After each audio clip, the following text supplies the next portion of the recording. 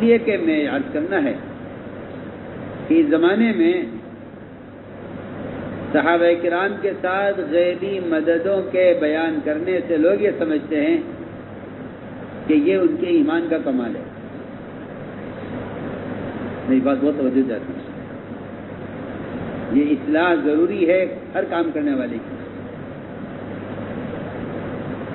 کہ وہ صحابہ کرام کے ساتھ ظاہر کے خلاف مددوں کو اور ظاہر اور غیبی نصرتوں کو ان کے ایمان کا اثر اور ان کے ایمان کا کمال سمجھتے ہیں.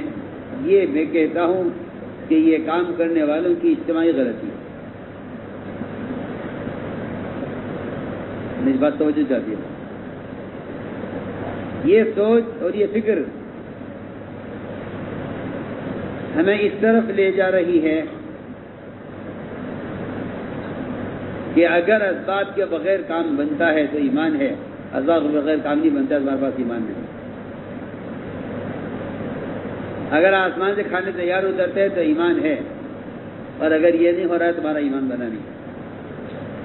اگر تم سمندر پر گھوڑے دوڑا تو تمہارا ایمان ہے، اور اگر تم یہ نہیں کرتے تمہارا ایمان نہیں.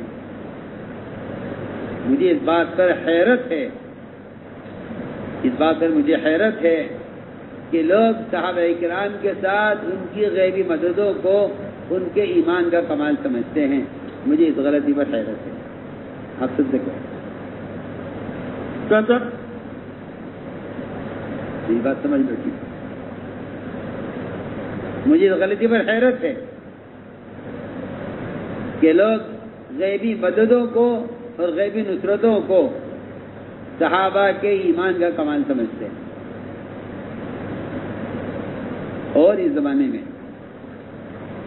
بعض کام کرنے والے وہ اس سوچے پڑ گئے ہیں کہ ہمارا ایسا ایمان کیسے بنے گا کہ ہمارے ساتھ وہ جو صحابہ کے ساتھ ہو. میں سمجھتا ہوں کہ موعود کو مقصود بنانے والی غلطی ہے یہ. حالانکہ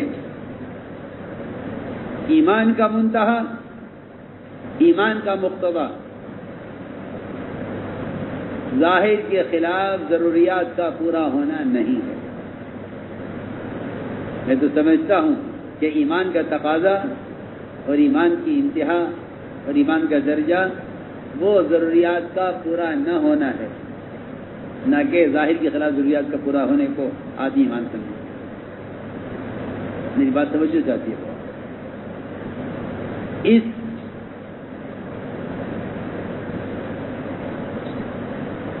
مغالطے میں، اس غلطی میں لوگ پڑ گئے ہیں کہ وہ سمجھتے ہیں کہ ایمان کا کمال یہ ہے اور ایمان کی انتہا یہ ہے کہ ہمارے ساتھ ظاہر کے خلاف وہ مددیں ہونے لگیں جو صحابہ کے ساتھ ہوا کرتی تھی.